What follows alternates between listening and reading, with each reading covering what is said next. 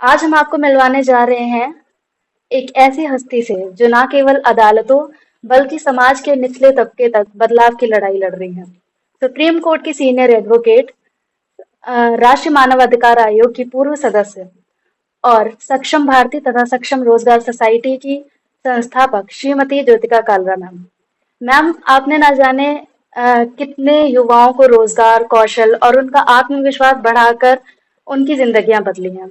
तो सबसे पहले तो मैम आपका बहुत बहुत स्वागत है हमारे कार्यक्रम में। आपने अपना कीमती समय हमारे लिए निकाला, उसके लिए बहुत बहुत धन्यवाद। Thank you Vaishali for taking us on board. आपका भी शुक्रिया। Thank you ma'am. तो सबसे पहला सवाल है, सुप्रीम कोर्ट की सीनियर एडवोकेट हैं और मानवाधिकार आयोग की सदस्य रह चुकी हैं।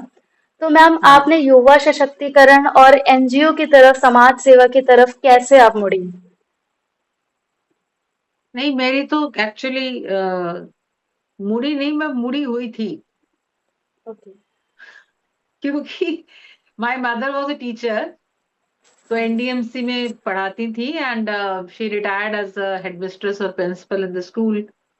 तो वो जब पढ़ाती थी, like when we were young, छोटे थे, तो while she was teaching, not only that she was a working women, पढ़ाती थी स्कूल में। और बच्चे भी जैसे हम होंगे, तो घर भी देखना। उसी समय वो सामाजिक कार्य बच्चों को घर में पढ़ाती थी उस उम्र में, मतलब जब उनकी आयु 45-50 के बीच में रही होगी। तो अपने ही घर में वो तब से बच्चों को पढ़ाती। और उन्होंने अपनी उस जो जो स्कूल था उसका नाम भी रखा हुआ था, मस्ती की पाठशाला। तो मस्ती की पाठशाला, तो वो हमारे जब हम मतलब जो उनके स्टूडेंट्स थे, वो अभी मैं आगे उस कहानी को लेके जाऊंगी। तो वो क्योंकि थे तो बहुत छोटे छोटे, वो हमें, क्योंकि माता जी, वो माता जी कहती थी उनको, माता जो मेरी माँ को, और हमें वो दीदी ही कहते थे बच्चे। मतलब हम बस मेरे बच्चों से भी छोटे भी होंगे तो दीदी ही कहते थे। तो वो बच्चे, और वो मतलब वो जर्नी वहां से शुरू होती है।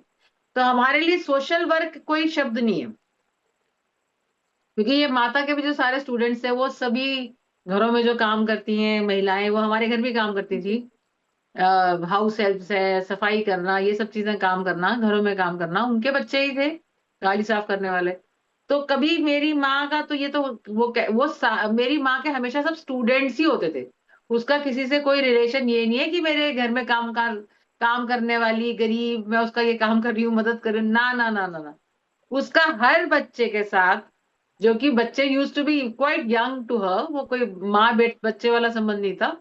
उनसे कोई 40-40 साल छोटे भी बच्चे होंगे मेरी माँ से, तो पर वो स्टूडेंट ही थे। तो हमारे घर में के जो टीचर और स्टूडेंट, मतलब अध्यापक और शिष्य, पढ़ाना पढ़ना, तो वो हमारे लिए कुछ ऐसा सामाजिक कार्य तो है ही नहीं। वो जस्ट लाइक कोई जैसे मंदिर गुरुद्वारे जाता है, हाँ जिसके जी। दिनचर्या होती है, सूरज को जल चढ़ाना, जो भी कोई करता होगा। तो हमें तो उस तरह से घर, मतलब ब्रिंगिंग अप में ये चीज ऐसे लगा कि पढ़ना और पढ़ाना तो, या वो ये जो शेयर करना है और शिक्षा बांटने से बढ़ती है, वो हमारे को, मतलब मुझे बचपन से होश संभाले से मैंने वो किया, तो मुझे मुड़ना नहीं था। मैं तो मुड़ी हुई थी उस तरफ को। मतलब आपकी इंस्पिरेशन आपकी मदर रही हैं। हाँ, mother and that atmosphere too, it was not because she was holding those classes right in the house. घर के अंदर ही होता था वो बच्चे आना जाना, मतलब वो कोई माँ इंस्पिरेशन है। वो माहौल ही घर का ऐसा था कि वो पूरा माहौल हाँ जी। ऐसा ऐसा ही, हम पले बड़े उस माहौल में। तो मैम, आपको सक्षम भारती और सक्षम रोजगार सोसाइटी को स्टार्ट करने का आइडिया कैसे आया? यही इंस्पिरेशन कोई मैंने आपने जैसे आगे बताया बढ़ाया? ना कि मतलब मैंने जैसे बताया कि जैसे मैं भी जब पढ़ती थी स्कूल में, हाँ कॉलेज जी। में, तो मैं बच्चों को तब भी पढ़ाती थी। और मैंने कभी ट्यूशन, ये नहीं मैं कोई बड़ी बात कह रही हूँ कि ट्यूशन पढ़ा के पैसे नहीं लिए, इसमें मेरे लिए कोई उपलब्धि नहीं है, वो भी सही होता है, पर मैं तब भी बच्चों को पढ़ाती थी। तो अपने को तो होता है जैसे कस्टमरी होता है। मैं एक हाँ बार मेरा ग्रेजुएशन का फाइनल ईयर था, तो हमारे एक फैमिली थी, उनके बच्चों के फादर की डेथ हो गई। तो मैं उस बच्चों की फादर की डेथ हो गई, बच्चे मतलब अपने घर से अपनी दादी के घर आ गए, तो मैं उन बच्चों को रोज, I was in final year of my graduation, तो मैं उनको बस स्टैंड पे लेके जाना, बस स्टैंड से वो मेरे घर आते थे। वो पांचवी छोटी क्लास में पढ़ते थे, थर्ड फोर्थ फिफ्थ ऐसे ही। उनको घर लेके आना, फिर उनका बस्ता, उनको होमवर्क कराना, फिर सुबह फिर लेके जाना। तो आई वाज लाइक बहुत ज्यादा उनके साथ। तो मैं when my father told me कि ये तू क्या कर रही है, you are studying in final year, और तू इतना बच्चों के साथ ऐसे रोज सारा टाइम मैं जब देखता हूँ तू उन्हीं बच्चों के साथ लगी रहती है। तो मुझे तो मैंने पता नहीं मैंने क्या जवाब दिया होगा, but when my result came, my father only brought my result. मैं I was in graduate BCom कर रही थी जानकी देवी कॉलेज से। तो he brought such a big मिठाई का डिब्बा 5 किलो का, because I was second in my college. तो मेरा I had scored first class and I was second in my college. When I entered this college I was at the 60th rank because of marks, but when I left the college I was second and I had also stood first class in graduation. At that time it was really a big thing, in 1986। तो मुड़ना क्या था, मतलब हमें तो हमेशा ऐसा लगा कि क्योंकि हम ये सब कुछ करते हैं, तो मतलब चढ़दी कला जो होता है ना, पंजाबी में क्या होता है, हाँ चढ़दी जी। कला।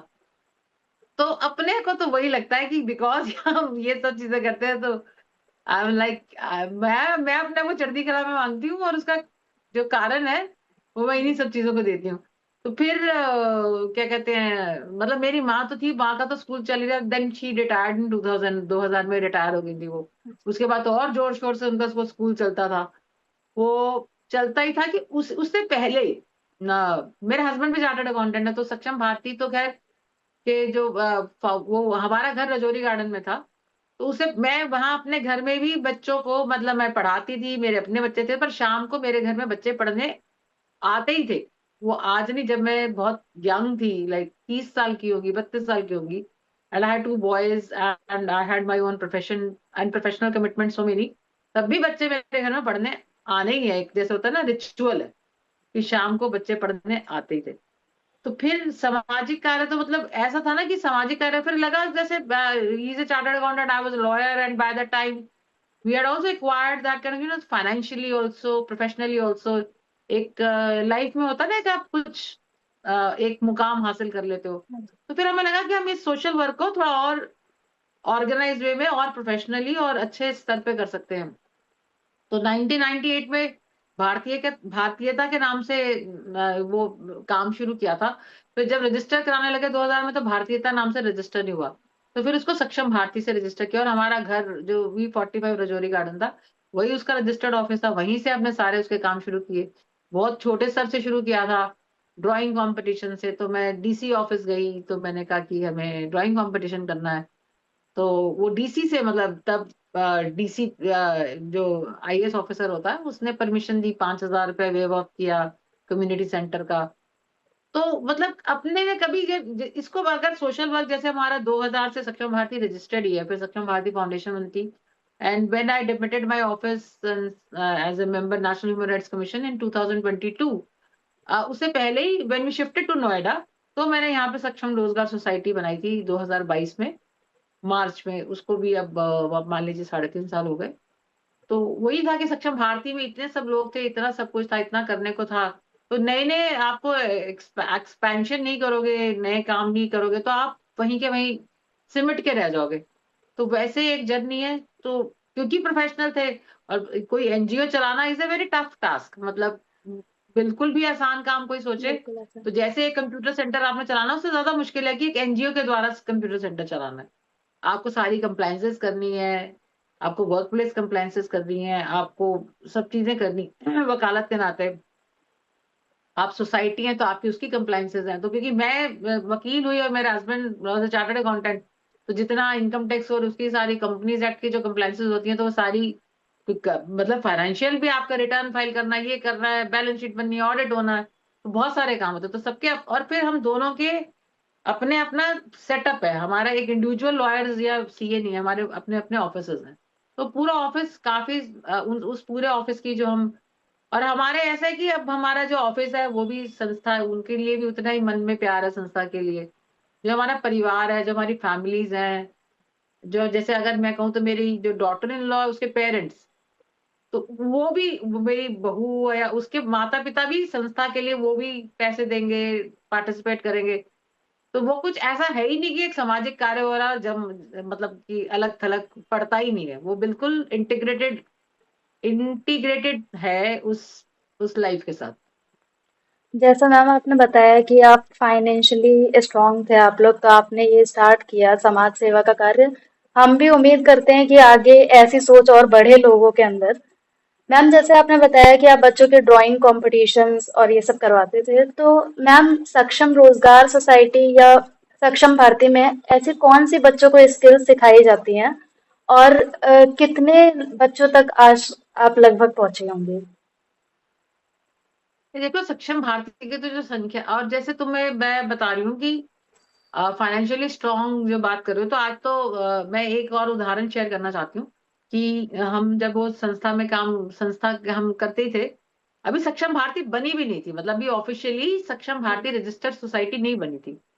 तो मेरे एक हस्बैंड के जानकार थे, वो मेरे, हम तो अपने अपने ऑफिस ही गए हुए थे, तो वो मास्टर जी उनको बोलते थे। तो मास्टर जी, उन्होंने, उनका घर था, उन्होंने शायद वो घर बेचा या कुछ ऐसा करके, कुछ रजौरी गार्डन में रहते थे।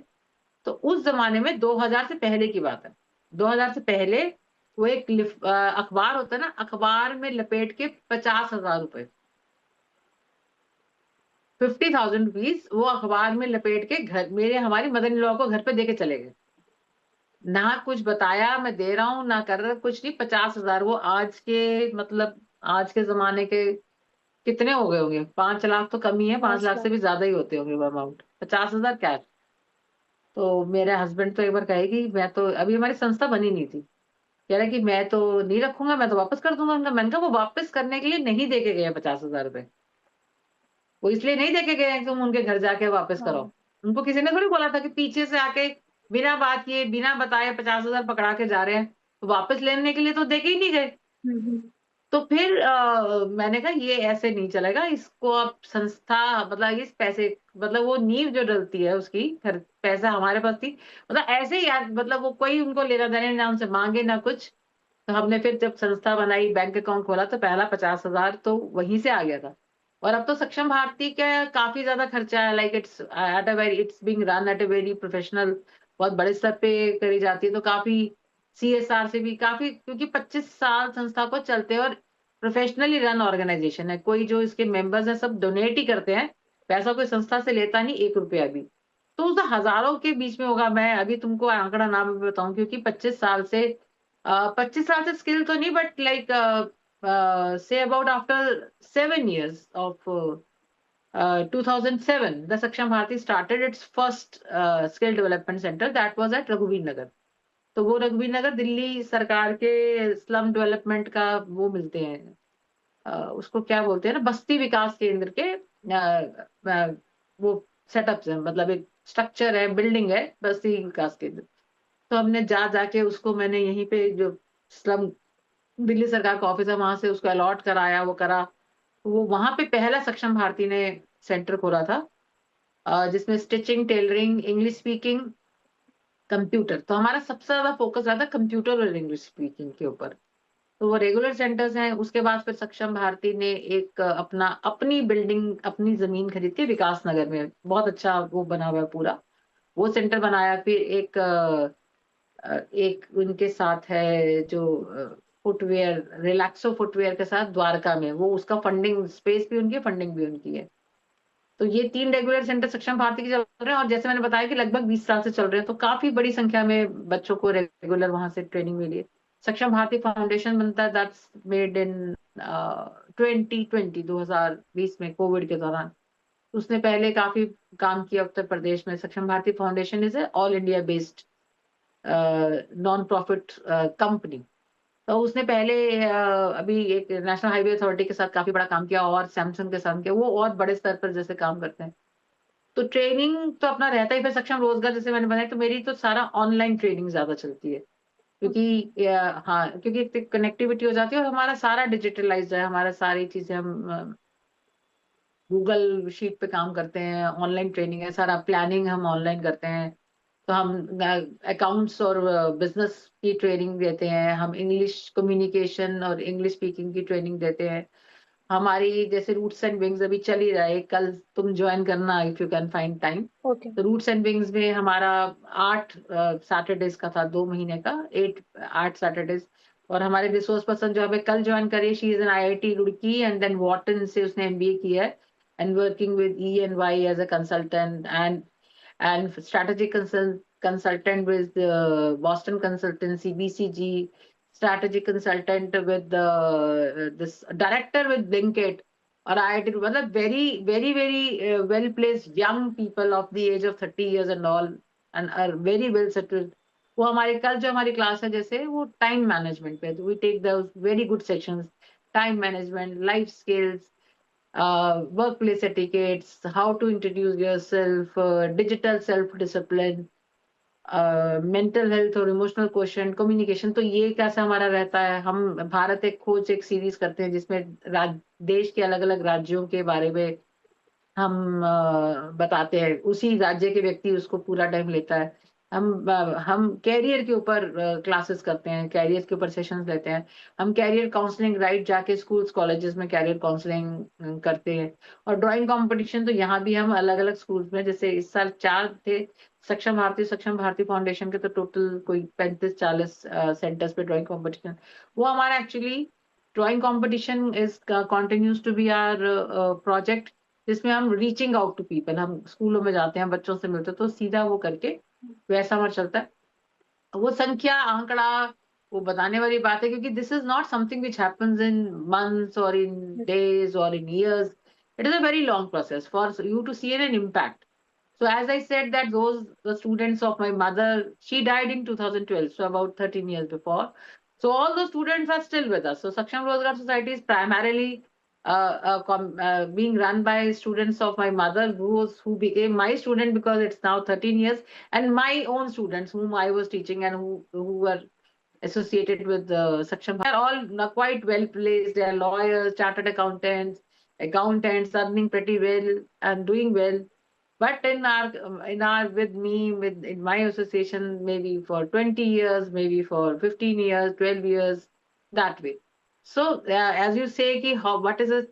As I said, it's a long process. They are all part of the change is that now they are themselves they are donating to Saksham Rozgar Society or Saksham Bharati. They are themselves earning well. So that's a change. It's not a change that they got themselves changed and that's all. No, they got themselves changed and they are in the same chain of changing others. So that is the success Section. story of this mission of Saksham Bharati. Ma'am आपने जैसे बताया कि कल आपका एक session होने वाला है टाइम मैनेजमेंट पे। आप अपने लिए और अपने परिवार के लिए समय कैसे निकालती हैं? तो आप वैसे मैं टाइम बताया मैनेजमेंट। परिवार टाइम मैनेजमेंट मैं कहती रही, मैं कईयों को बताती हूँ, जब मैंने तुम्हें बताया ना कि I was teaching in IP college हाँ जी। दिल्ली यूनिवर्सिटी, मैं उनको मीडिया लॉस पढ़ाती थी, ये 2000 की बात ही है। तो मैं उनको सुबह, और मेरे दो, I was 34 years at that time, as मेरी 34 साल थी, और मेरे दो लड़के थे, एक 8 साल का होगा, कितने का 25 जो 9 साल का होगा, दूसरा 7 साल का होगा। और मैं सुबह जाती थी आईपी कॉलेज, और संस्था तो अपनी चलती थी, संस्था तो मैंने बोला ना 2000 से हमारी संस्था उससे पहले से चल रही है। सुबह आईपी कॉलेज में पढ़ाने जाती थी मैं। अब अर्ली मॉर्निंग क्लासेस होती थी वो मीडिया हाँ। लॉस की। फिर मेरे तीसरेदारी में मेरा चैम्बर था वकालत का, तो मैं फिर तीसरेदारी में पढ़ाती मतलब वकालत करती थी। फिर रात को मैं दिल्ली यूनिवर्सिटी में I was also part time faculty, law faculty में पढ़ाती थी, गेस्ट ओके। लेक्चरर। ओके। तो रात को मैं एआरएसडी कॉलेज में होता था LC2 का सेंटर, रात को मैं वहां पढ़ाने जाती थी। तो मैंने तो अपनी जिंदगी, और मैंने कभी कोई छुट्टी करी नहीं, बीमारी है नहीं, मैं तो पता नहीं बीमार नहीं होती है, करवा चौथ पे भी छुट्टी नहीं करी। ये मुझे पता है, मैं रात को वहां से जब लॉ फैकल्टी से आ रही थी, रात के 8 बजे हुए थे, करवा चौथ था, तो मैं छुट्टी नहीं करती, ना मेरे को कोई बीमारी होती, ना मेरे को घर में बच्चे बीमार होते हैं। तो मुझे तो मतलब मेरे लिए time management is, I think it is planning, and you are and as you offered me rather, I mean when, तो मुझे लगता है कि कर लेना है, मतलब I am the last person to say no. For me doing is something which comes to me very naturally, ना कहना मेरे लिए बड़ा मुश्किल है। Thank you ma'am. तो ma'am time management is this कि मन बनाना है कि करना है, तो करोगे, तो फिर planning I think is the, planning goes to the foundation of this, how you are able to do. Ma'am and आप। टाइम मैनेजमेंट का जैसे तुमने बोला, when you हाँ said ji. very rightly, so I was reading an author when I was like, because I do it in a podcast manner, I put questions. तो उसमें I'm forgetting the name of the author, उसने बोला कि अगर मुझे time management की बात थी कि अगर मुझे जंगल काटने के लिए 5 घंटे मिलेंगे, तो मैं 4 घंटे अपनी आरी को तेज करने पे लगाऊंगा। जंगल काटने का 5 घंटे में, 4 घंटे में आरी को तेज करूंगा और 1 घंटा जंगल पे। तो वो फैक्टर है कि अपना टाइम आप किस पे लगाते हैं। और जनरली जो मैं लोगों में पाती हूँ उनका समय, क्योंकि वो उनका ना दिमाग में मतलब वो जाल सा बना रहता है उनके दिमाग में। उनको क्लैरिटी नहीं होती, उनको पता ही नहीं है यस सर नो है, बस यस नो। एक वेब उनका जो होता है ना, वो परेशानी है। That's the reason why they are not able to manage their time. आप तो मैम इतना बिजी बिजी शेड्यूल होता है आपका, फिर भी आप टाइम मैनेजमेंट बहुत अच्छे से कर लेते हैं। आज के टाइम पे बच्चों को टाइम मैनेजमेंट करने में बड़ी दिक्कत होती है। उनको यही शिकायत रहती है कि हम टाइम मैनेज नहीं कर पाते हैं, टाइम ही नहीं मिलता इस चीज़ का। तो ये आज के टाइम पे बच्चों को सीखने के लिए सेशंस ज्वाइन करना चाहिए टाइम आपको। मैनेजमेंट का जैसे मैंने, मैं वकील हूँ एंड आई कीप हाँ राइटिंग जी। Articles also, I had written 3 books also.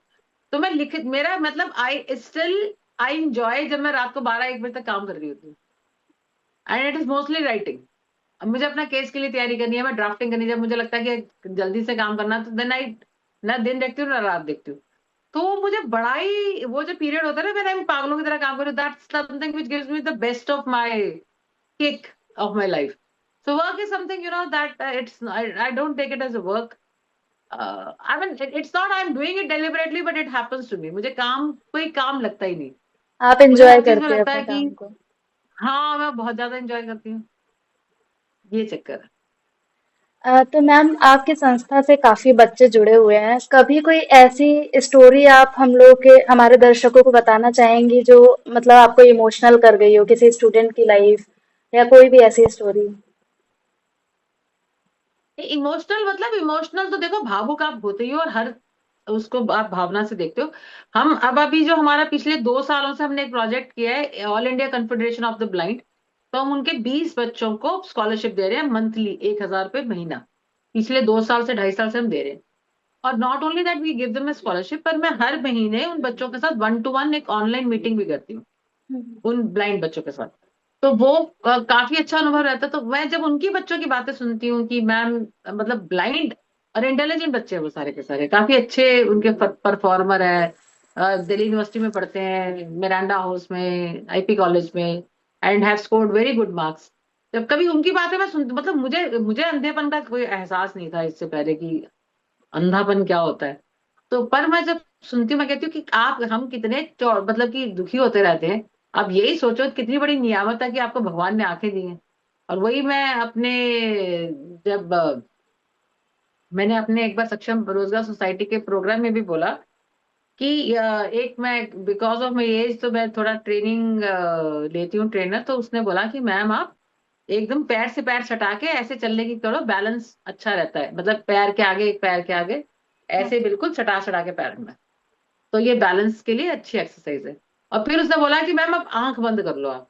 तो आंख बंद करके वो मेरा बैलेंस खटाक से खत्म हो गया, मतलब बिल्कुल बैलेंस नहीं। मतलब आईज जो है, it is not only that you look, you can see from the eyes, but they are also a factor which help you in balancing your body।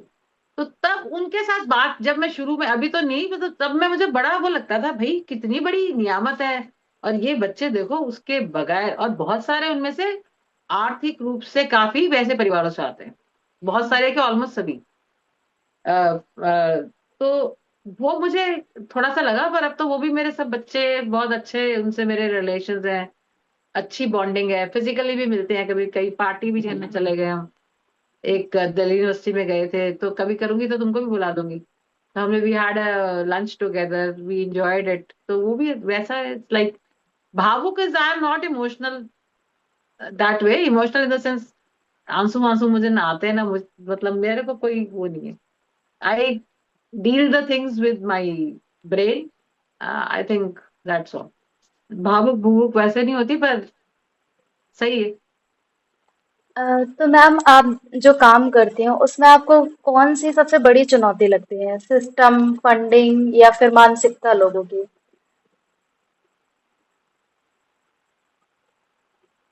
देखो, बड़ी चुनौती जो है ना, एक काम मैन पावर है। मेरे मेरे को लगता है मुझे एक्सपैंड करना है। अब मेरा तो समय सीमित है, मेरी सोच सीमित है, और मेरा मतलब मुझे बड़ी चुनौती जो आज की तारीख में लगती है कि मुझे कोई ऐसा व्यक्ति मिल जाए जो मतलब मेरे हिसाब, मेरे को ये भी है कि काम करने वाला मेरे हिसाब से काम करे। हम्म। तो वो आज मुझे लगता है, मतलब पैसा, मुझे नहीं लगता कि अगर मेरे को कोई ऐसा व्यक्ति मिल जाएगा तो मैं उसको और एक्सपैंड, पैसा वैसा जब काम करते हो तो पैसा आ जाता।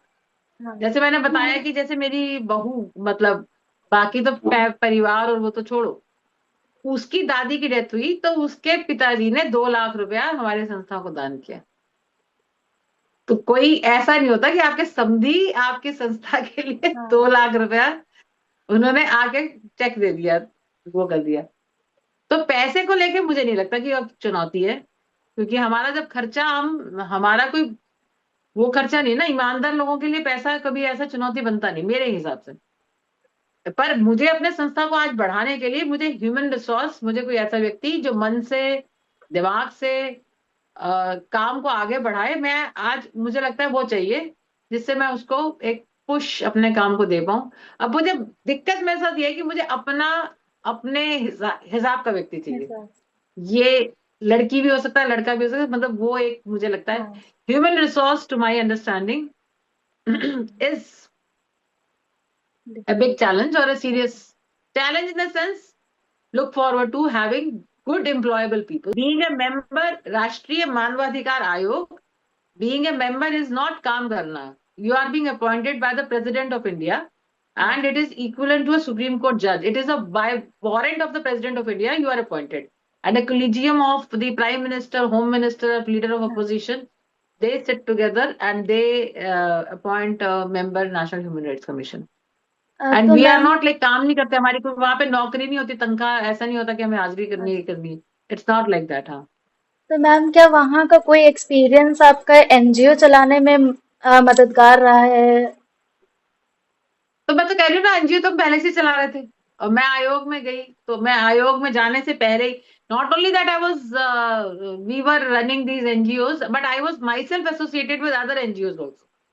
तो मैं उसकी चलते मैं 2017 में आयोग की सदस्य बनी थी। बट यूएन तो मैं उसके पहले ही चली गई थी। I had been to UN, I had participated in United Nations with another organization of whom I was a member. So before joining commission, I had already been to UN. I had already been to the entire Europe. संस्था, मतलब मेरी संस्था का जो काम था, मुझे आयोग में काम करने में उसकी मदद मिली, वकील होने के नाते आयोग में काम करने की मदद मिली। आयोग में जो मैंने सीखा समझा, जो मुझे नहीं पता था, वो मतलब जो मैंने, जो मुझे नया लगा या जो मेरी वैल्यू एडिशन थी, वो सरकारें कैसे काम करती हैं, क्योंकि वो पूरे पूरे देश भर का आयोग होता है। सभी राज्यों से रिपोर्टें जाना, डीजीपी कैसे काम करते हैं, और प्रिंसिपल आयोग का तो उन्हीं से वास्ता पड़ता है कि आप जो सेक्रेटरी है, चीफ सेक्रेटरी, और who is the senior most IAS officer, and the DGP who is the senior most IPS officer of any state. So what that I learned, how the policies are made, how the government programs are being run, how the governance is being run. That's something which was that really added value to my profile while I worked as a member National Human Rights Commission. Ma'am जैसा मैंने आपके बारे में पढ़ा है उसमें आपने महिलाओं के लिए काफी आवाज उठाई है, उनके साथ होने वाले अत्याचारों के बारे में भी आपने आप वॉइस बनी है वुमेन्स के लिए।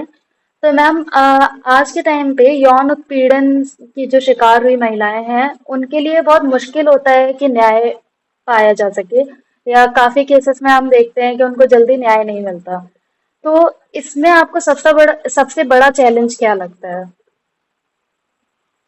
देखो, महिलाओं का जो यौन उत्पीड़न है, और यौन उत्पीड़न कार्यस्थल को लेके हम जब भी बात कर, अगर आप यौन उत्पीड़न के बाद इसको सेक्सुअल हैरासमेंट बोलते हैं, तो वो बेसिकली इसी से कॉइन हुआ word, sexual harassment of women at work place. यौन उत्पीड़न जो महिलाओं का उस तरह से आता है, तो उसको लेके उसका जो सबसे बड़ा चैलेंज है समाज में, वो ये है कि लैक ऑफ सेंसिटिविटी। लोगों को जब झंडा उठाना हो उठा लेंगे, पर आमतौर पे वो ये कहते हैं कि जो लड़की है ना ये झूठ बोल रही है, हम्म। ये इसके साथ ऐसा हुआ नहीं है, ये किसी और भावना से इसको फंसाने के लिए या समय पर नहीं आती ऐसा कर रही है। तो सबसे बड़ी जो समस्या आती है ना, समाज संवेदनशील नहीं है, एम्पैथी नहीं है सोसाइटी में। वो यौन उत्पीड़न उसकी अपनी लड़की के साथ जब तक नहीं होता, तब तक उसको दूसरी लड़की का यौन उत्पीड़न लगता है, वो लगता है कि ये फंसा रही है लड़के। तो वो एक बड़ी माइंडसेट में बदलाव आई थिंक सबसे ज्यादा जरूरी है, पहली बात। क्योंकि वो माइंड से भी और शेयर है कॉमन जेनेसिस, हम सब एक ही जैसे होते हैं। तो माइंडसेट में बदलाव आता है, तो पुलिस के माइंडसेट में बदलाव आता है, समाज के माइंडसेट में बदलाव आता है, एम्प्लॉयर के माइंडसेट में बदलाव आता है, रिस्पोंडेंट मतलब जो सेक्सुअल हरासमेंट करते हैं, जो यौन उत्पीड़न करते हैं, उनके माइंडसेट में बदलाव आता है, जो उसकी एग्रीड वुमेन है उसके माइंडसेट में बदलाव आता तो मैम आपको क्या लगता है कि पहले के कंपैरिजन में आज के टाइम पे कोई मानसिकता बदली है लोगों में, या अभी भी है। वही बदलाव सोच? तो है ही। नहीं नहीं, बदलाव देखो, बदलाव तो बिल्कुल है, ये तो कह ही नहीं सकते बदलाव नहीं है। बदलाव फॉर बेटरमेंट है, वो तो उसमें तो कोई दोहराई ही नहीं है। बदलाव फॉर बेटरमेंट है, पर वो सफिशिएंट नहीं है अभी। अभी और ज्यादा, बहुत ज्यादा बदलाव की अभी भी दरकार है, जरूरत है। हाँ। अ, मैम, कई महिलाएं ऐसी होती हैं जो डर जाती हैं, उनके साथ सेक्सुअल हरेसमेंट होता है, फिर भी वो शिकायत दर्ज नहीं कराती हैं क्योंकि उनको लगता है सोसाइटी एक्सेप्ट नहीं करेगी उनको, या उनके ऊपर ऐसा प्रेशर बनाया जाता है कि वो शिकायत दर्ज कराने से डरती हैं। तो उनको आप क्या कहना चाहेंगे? नहीं, मेरे देखो, डर से डरना नहीं है, डर तो लाजमी है। औरतों के मन में डर आएगा, क्योंकि वो उनको पता नहीं है कि समाज कैसे लेगा। हम्म। जो हमारे समाज की परंपरा है, तो जब कोई लड़की के साथ छेड़खानी होती है तो वो लड़की में ही दोष निकालते हैं। हाँ तेरे जी। को बोला था ना, तू रात को क्यों चढ़ गई, अकेले क्यों गई, तेरे को मना किया था, कपड़े तूने ऐसे क्यों पहने। हाँ। तो डर तो होना है ही, क्योंकि उसको पता है जब मैं शिकायत करने के लिए निकलूंगी तो सबसे पहले मुझे ही कहा जाएगा, मेरे में दोष निकाला जाएगा कि तू ही उसके लिए दोषी है। हम्म। तो डर तो है ही, पर मतलब ये दुनिया में अब वैसे भी होता है, समाज में कुछ लोग डरपोक होते हैं, कुछ लोग नहीं डरपोक होते। तो जो डरपोक नहीं है वो आवाज उठाएंगे, और कई जो लड़कियां दमदार होती हैं वो तो वहीं पे वहीं भी बराबर कर देती हैं, हम्म। वहीं के वहीं उसको जवाब दे देती हैं, कुछ बोल देती हैं, या कुछ उसका एक थप्पड़ ही मार देती हैं, चप्पल उठा के मार देती हैं। तो उतनी ताकत तो नहीं होती, पर कुछ लड़कियों में उतनी भी ताकत होती है। कुछ में इतनी ताकत होती है कि वो उसमें आके शिकायत लिख के, बात करके उसकी शिकायत लिख के दे देती है। कुछ में ताकत नहीं होती है तो डरती है। तो वो है कि डर, वो डर वैसे भी उनमें डरपोक वैसे भी होती है।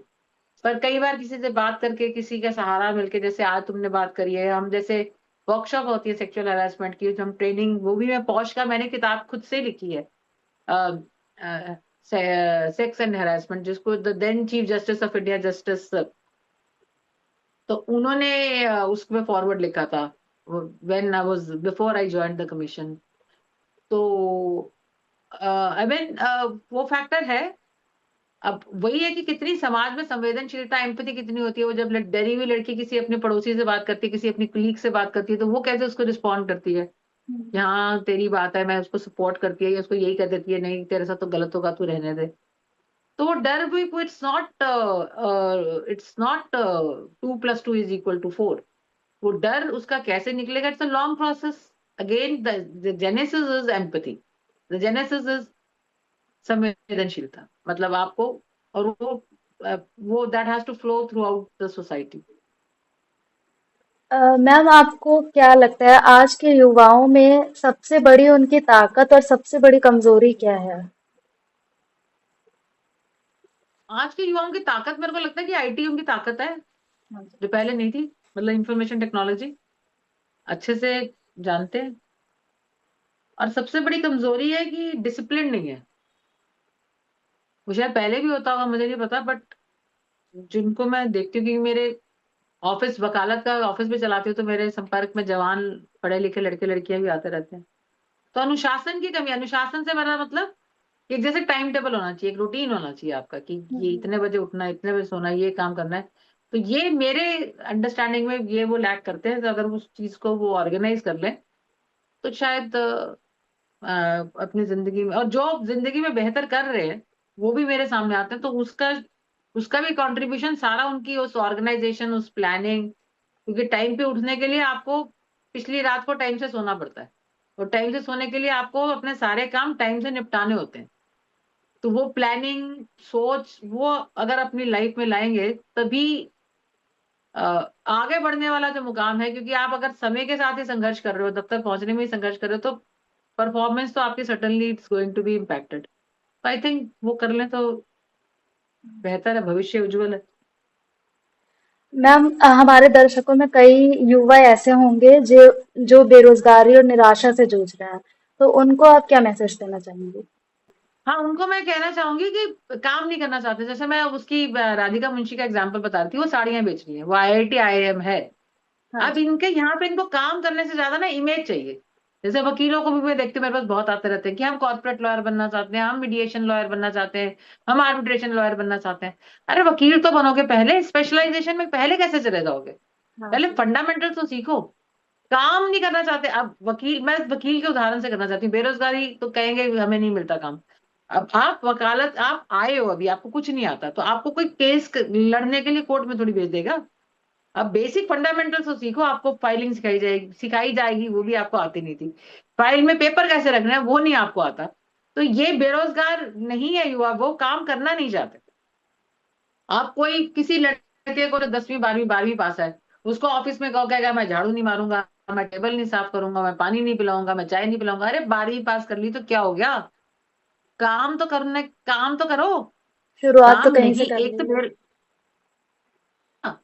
मेरे पास जो भी लड़का आता है, मैंने कहा तेरा लड़का 12वीं पास है, उसको कोई कोई वो नहीं है कि कंसल्टेंट लगा लेगा स्ट्रैटेजिक। वो दफ्तर में एंट्री ना उसको ऐसे ही देगा, पानी हम्म। पिलाने के लिए, सफाई करने के लिए, डस्ट वो करने के लिए, चाय पिलाने के लिए। और इसी तरह करते करते हमारे तो लड़के ऐसे बने हैं। ऐसे करते करते वो अकाउंट्स में चले गए, ऐसे करते करते वो ड्राइवर बन गए, ऐसे करते करते वो बड़ा काम कर रहे हैं। पर एंट्री पे तुमको ये करना पड़ेगा क्योंकि इसकी जरूरत है।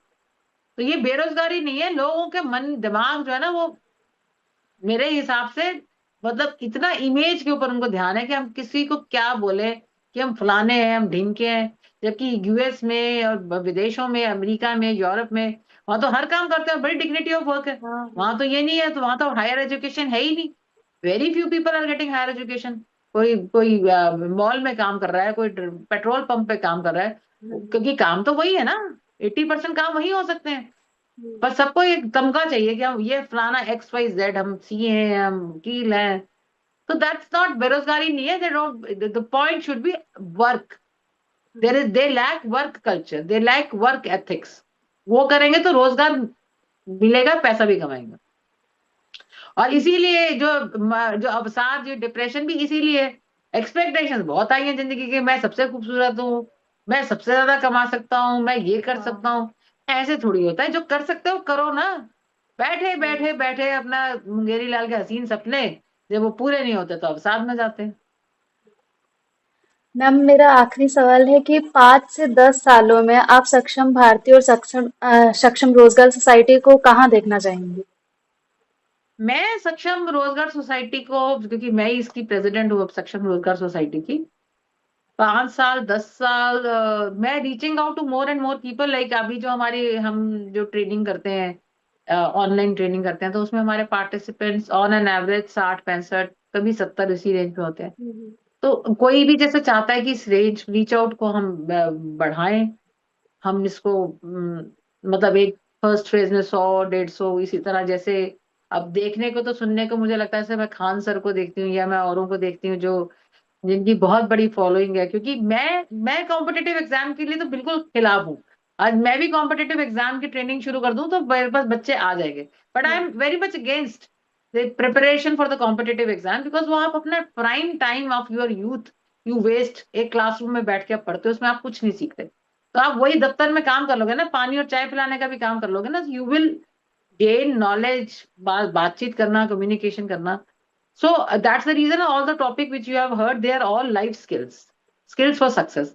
So इसलिए that is my मतलब that I aspire to, let it reach out to the more and more number of people, and let them understand the concept of life. Not that कि नंबर लेना, पास होना, paper pass है, बेकार की बात है ये फालतू में। जितने भी बड़े बड़े लोग दुनिया में दिखते हैं वो कोई बहुत पढ़े लिखे, they most of them are drop outs, university drop outs. हाँ जी। तो और तो इसलिए जिन्होंने पैसा कमाना है, जिनके हुनर है, जिनमें काबिलियत है, वो पैसा कमाएंगे। आपके पेपर दे दे के नंबर लेके वो करके आप बड़े बन जाओगे, ऐसा नहीं है। यही मेरा मैसेज है। मैम आपने युवाओं, महिलाओं और समाज के वंचित लोगों के लिए काफ़ी काम किया है, वो बहुत ही इंस्पिरेशनल है और मैं उम्मीद करूंगी हमारे दर्शकों को और ज़्यादा इंस्पायर करेगा कुछ करने के लिए। और सक्षम भारती के लिए और आपके लिए बहुत बहुत शुभकामनाएं। Thank you so much ma'am join करने के लिए। सक्षम रोजगार सोसाइटी। हाँ जी, सक्षम सक्षम रोजगार रोजगार सोसाइटी। सोसाइटी के लिए ढेरों जी शुभकामनाएं। Thank you. Thank you so much. Thank you Vishali. I would also like to you get connected with our project. Surely ma'am, sure. हमारा जनरली ऑनलाइन है सब कुछ, ठीक है। Sure okay sure. बाय।